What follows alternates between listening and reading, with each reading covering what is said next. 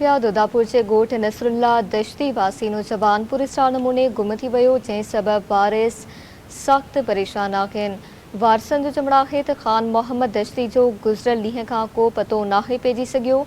हुननि ॿुधायो आहे त नौजवान जो ज़हनी तवाज़ुन सही नाहे। हर हंधि ॻोल्हा कई आहे पर को बि ॾिस पतो नाहे पियो। नौजवान जी ॻोल्हा में मदद करे परेशानी ख़तमु कई वञे।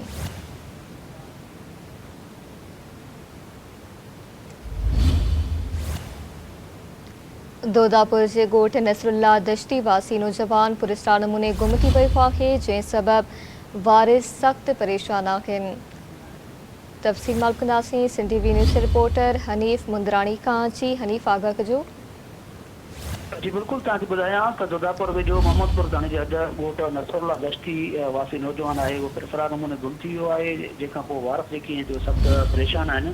नौजवान आहे ख़ान मोहम्मद दश्ती, जेको गुज़िरियल ॾींहं खां वठी मुबीना तौरु लापता थी वियो आहे ऐं वारसनि घणी ॻोल्हा बावजूदि जेको आहे त नौजवान जो ॾस पतो न पइजी सघियो आहे ऐं वारसनि मूजिबि नौजवान जी गुम थियण जो इतला मोहम्मदपुर पुलिस खे ॾिनो वियो आहे, पर घणी ॻोल्हा बावजूदि हिन महिल ताईं जो पतो आहे उहो नथो पई वञे। वारसनि मूजिबि त नौजवान जो जेको ज़हनी तवाज़ुन दोस्त न आहे ऐं हुननि वक्स वारनि खां मुतालबो कयो त नौजवान जी ॻोल्हा में जेको आहे उहा मदद कई वञे थी। महिरबानी वांझी हनीफ़, आगाह करण लाइ।